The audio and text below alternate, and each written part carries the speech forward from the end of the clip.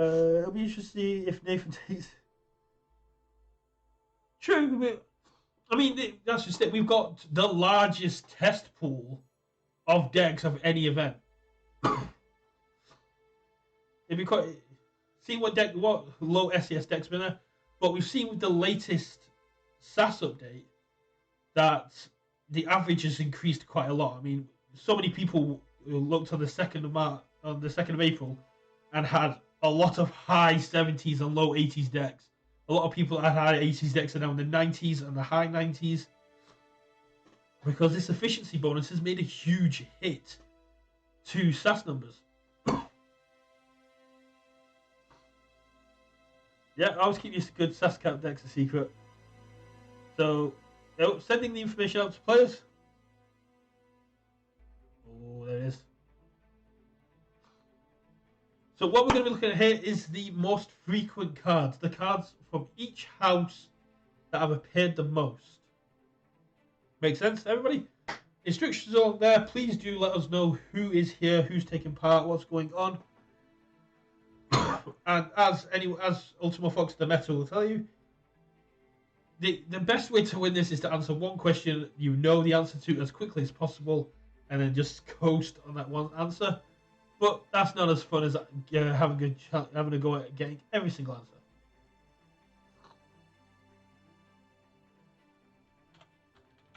Oh, right. Seemingly's just sent me. Well, I've got everybody here. I'm just going to quickly give this a copy. Seemingly has reminded me to say we do have the KOTE feedback form as well. So if there's anything you want us to change, if there's anything you want us to know we're doing well and don't want us to change, or if there's anything you just want to rant about, please do fill out the form, let us know, and we'll look into it, because we are taking feedback quite seriously. And next week, for those of you who aren't patrons, we'll be announcing an event based on some feedback we got on there that'll be running between KOTE 8 and KOTE 9, which I'm really excited for, because this is one of my passion projects. But back to the quiz. So, which is the most frequent Brobnar card? Coward's End, Calfine, Tremor, Ganga Chieftain. Oop, where are you going? So, which is the most featured Brobnar card? So in KOTE 8, which card? Or in the playoffs, which was the most featured Brobnar card? Ganga Chieftain, Coward's End, Calfine, Tremor. Quite an interesting list of answers there, because they all do different things. But and given the drop in Ganganauts, yeah, high efficiency decks definitely got pushed to some extremes. I mean, the deck that I won 2 primes with didn't change SAS at all, but a deck that I'm not particularly happy with playing, and I didn't think should be in the high 70s anyway, jumped up to 82. So if someone wants to buy an 82 SAS deck at a fairly reasonable price, hit me up, because I've got one from Mass Mutation that it isn't too great. Revealing the answer here. 5 people went with Ganga Chieftain, 1 person went with Coward's End, and 1 person went with Calfine. But the correct answer is Ganga Chieftain. Ooh, what is going on with my throat? Great sales pitch. Thank you. You wouldn't believe I had a history in sales before my mental health. Next question. Moving on to Dis. Which is the most frequently featured card in Dis? Gateway to Dis, Lash Your Broken Dreams, Charette, or Infernus. Why is my order of answers different than yours? That's really weird. What is the most frequently featured card of Dis? Charette, Infernus, Gateway to Dis, Lash Your Broken Dreams.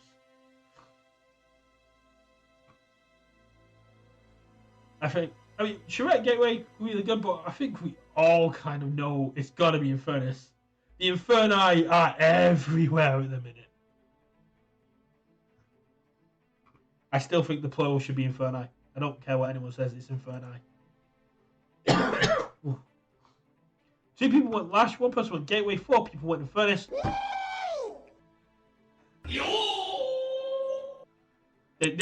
There's audio for this? I didn't know there was audio for this.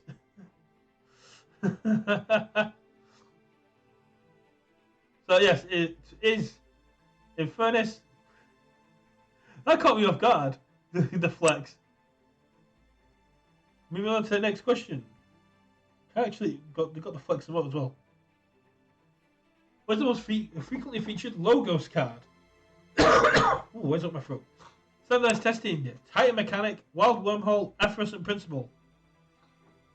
I've run into so much Effervescent Principle in Mass Mutation because it is probably the strongest amber control that there is in terms of scaling. Ooh. It's fine, not tonight. It's just Sea Minion did not prepare me for the audio that comes with this.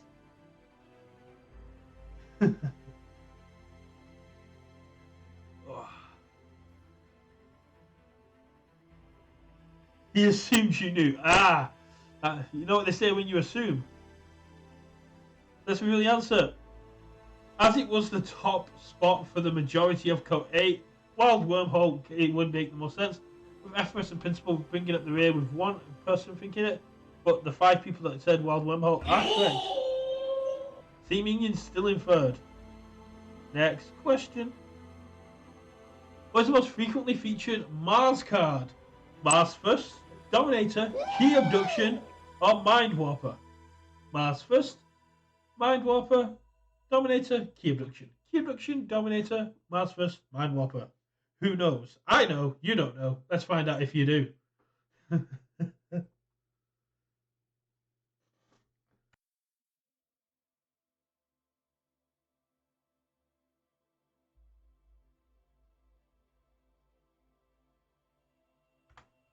Okay. 4 people went Mars First, 2 people went Dominator, 1 person went Key Abduction. Nobody went for the correct answer of Mind Warper. This is a shame. Mind Warper, brilliant card. Not tonight in position 0. Fair play to Not Tonight. Probably a massive positive score there. Moving on to Sanctum, which is the most frequent Sanctum card. Champion NFL, Cleansing Wave, Grey Rider, Protect the Weak. Oh, multiple Grey Riders. Multiple Grey Riders early as well. It's really annoying. The Champion NFL, Cleansing Wave, Grey Rider, or Protect the Weak. The chance that these are the top 4 cards from each set. David Santos or Sergio. 7th is a respectable score. Especially since most of the answers have had only 6 people guessing. I have a 3-rider Mass Mutation deck. Why not? I can imagine that gets quite gross quite quickly. So that's really the answer. And the answer is Cleansing Wave. 4 people went Grey Rider. 3 people went Champion NFL, but 2 people went Cleansing Wave, and those 2 people got themselves some nice points. Because Cleansing Wave is the correct answer. Multiple Cleansing Wave Wave decks are really powerful in their own right as well. I have a Horseman deck with 3 Cleansing Waves, and that thing can clean up. What is the most frequent Saurian card? Tribute, Axiom of Risk, Beware the Ides, or Prefectus Ludo? Prefectus Ludo, very powerful card. Axiom of Risk, Tribute, again powerful cards. Beware the Ides, I have seen it a lot in Mass Mutation, but it's so situational. I can't with that.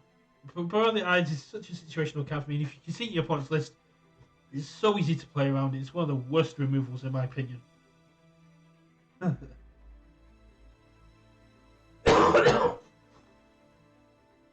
the other 3 could quite easily be the top ones in here. But let's reveal the answer. 4 people went for Axiom of Risk, 2 people went for Tribute, 3 people went for Ludo, and the correct answer is Ludo, because if you're bringing a Saurian deck, you want to bring Ludo. It just makes all your Exalting, all that Amber capture so much sweeter, because you have to deal with a body before you even get it back. Hey, someone's jumping into first. Well, we have 3 questions left. Let's have a quick look at the scores. Ultimo Fox winning Ape in the top scores. Victor bringing up 2nd. Not Tonight has dropped down into 3rd. Key Frog's in 4th. Crystal in 5th. Contestant 9 coming in 6th. Contestant 6 coming in 7th. That's really annoying. Orion coming in 9th. And Sea Minion coming in 9th. And Orion coming in 8th with a very close score.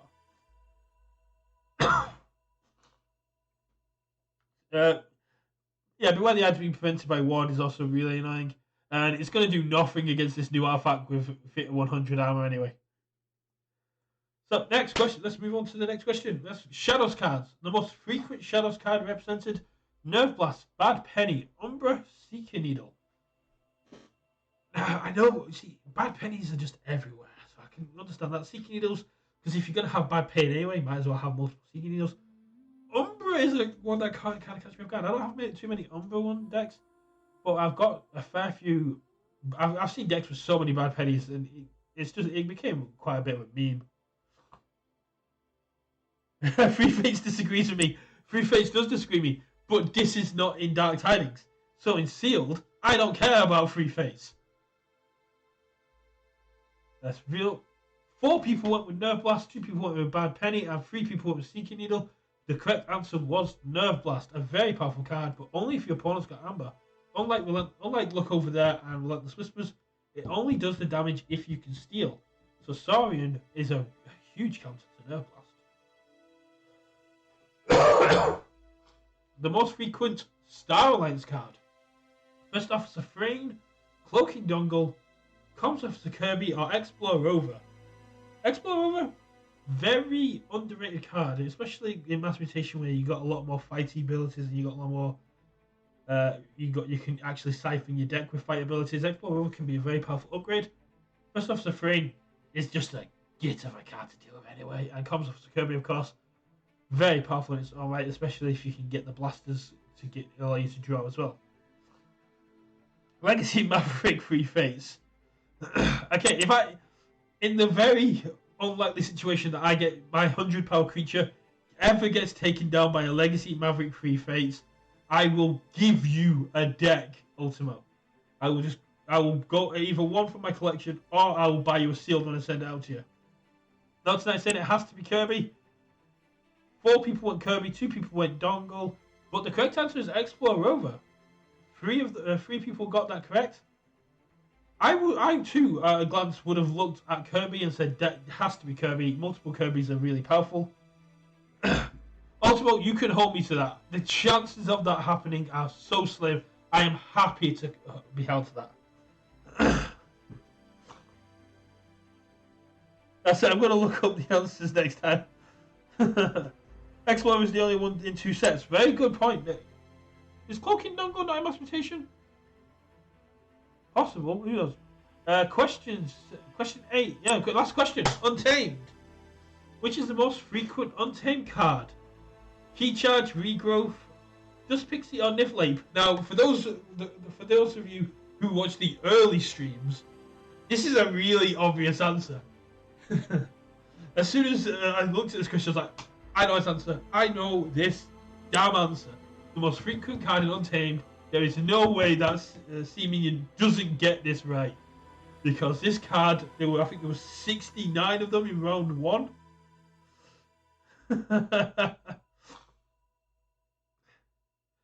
So, Key Charge, Regrowth, Dust Pixie, or Niflhape. The correct answer. 7 people went Niflhape, and they are correct. There was so many Niflhapes. 1 person went Key Charge, 1 person went Dust Pixie. Dust Pixie's a fair one. Key Charge, I've never seen a deck with multiple Key Charges. I don't think I've ever seen a deck that's got 2 Key Charges. If I could be wrong, please stick it in the Discord general channel if you've got a deck with multiple Key Charges. And I say Key Charges, not Key Cheats, because I know Chill is a thing. But I've never seen a deck that's got 2 Key Charges. But moving on to the final results. Ultimo, the Meta Fox, reclaiming his title with double the score of Not Tonight. Not Tonight coming in at 2nd. Victor, who of the AC regulars, coming in in 3rd. Sergio coming in 4th. Keith Frogs the scores haven't changed, so I think they just stopped answering questions to maintain the middle. Crystal coming in at 6th, 7th going to Orion. Contestant 6 coming at 8th. Contestant 9 coming in 9th, but I'm going to award them extra style points for getting 9th with Contestant 9. That is spicy. Seeming coming in 10th, just beating out by 344 points. Why not? Who came in 11th? Woo indeed. There are no decks with 2 key charges. Good to know. Good to know. Alright, so moving on from there, let's move straight on to the featured game. Wherever that's hiding. So I can give it that. Hello! That's me. Let's close the quiz down. I should have already closed. Go away. Oop, there we go. Let's move over to the featured game, which is in 3 parts because, as I said, Karen and Swindle have not been able to do the deck breakdown. So I'll be doing it. And if you want to join me for the deck breakdown, please do. Like I said, I'm on the KOTE Discord table 1. Anyone's free to come and join me here, so I don't just keep rambling off to myself.